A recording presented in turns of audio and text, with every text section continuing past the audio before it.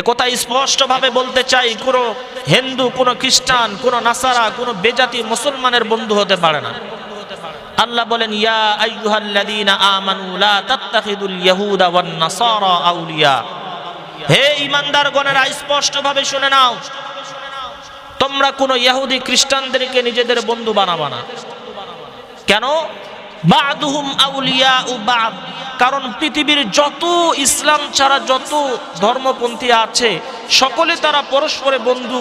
তাদের সকলের টার্গেট একটাই, কিভাবে মুসলমানকে ধ্বংস করা যায়। পৃথিবীর যত ইসলাম ছাড়া অন্য ধর্ম আছে তাদের টার্গেট একটাই, তারা একটা জায়গায় একটা প্ল্যাটফর্মে একতাবদ্ধ যে ইসলামকে কিভাবে ধ্বংস করা যায়। আর মুসলমানরা করতেছে কি? মুসলমানরা আজকে বিভিন্ন দলে বিভক্ত হয়ে গেছে। খ্রিস্টানরা, বিজাতিরা সব এক প্ল্যাটফর্মে এসে মুসলমানকে ধ্বংস করতে চায়। মুসলমানের উচিত ছিল তারা একতাবদ্ধ হয়ে, ঐক্যবদ্ধ হয়ে তাদের শক্তিকে বাড়ানো। কিন্তু এখন দেখেন ইসলামিক দলগুলোই বিভিন্ন দলে বিভক্ত হয়ে গেছে। এটা আমাদের জন্য খুব দুঃখের বিষয়।